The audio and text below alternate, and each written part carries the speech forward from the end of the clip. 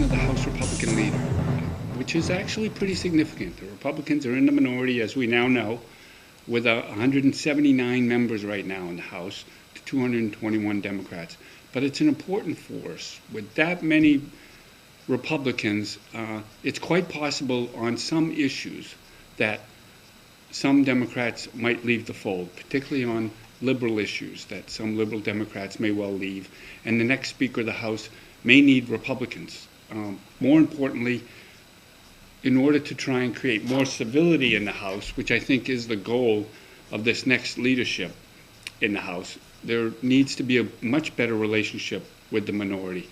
House Speaker Bill O'Brien's relations with then House Democratic leader Terry Norelli, the former House Speaker, really never got off on the right foot, became very negative. They met almost not at all and didn't negotiate a lot of things that happened in the House. And as a result, it became very contentious. It became very partisan. And the House Speaker was pretty frank about it. With a 3-1 supermajority, he didn't really need the Democrats to do anything. The only time he actually appealed to Democrats was on the education funding amendment, you may well remember, when he couldn't get his own caucus to produce that 60% supermajority. He couldn't get the Democrats along with him either, so the amendment failed.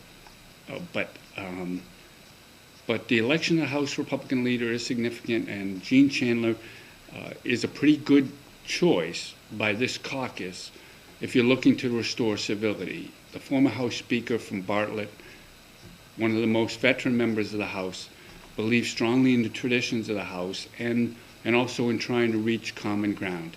He has very strong principles, but he likes to try and keep things civil. He uses humor very well. I think he'll be a good foil for the next Speaker of the House, someone who the leadership in the legislature on both sides, the House and the Senate, will be able to work well with. And I think someone who Governor-elect Maggie Hassan probably will be able to negotiate too.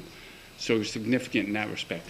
Two reasons why he won. First, he beat Pam Tucker, the Deputy Speaker of the House, mainly because there is some dissatisfaction in the Republican caucus with House Speaker O'Brien's style. I think a number of folks who had tired of O'Brien's management way of doing things went with Gene Chandler. I think more significantly simply is the history that Chandler has here. You need to remember, 2 years ago, we got over 120 votes for Speaker in the caucus. He came within 9 votes of upsetting Bill O'Brien and becoming the Speaker. So many of those folks actually won their election and survived in the House. Those House Republicans, 91 of them ended up voting for Gene Chandler.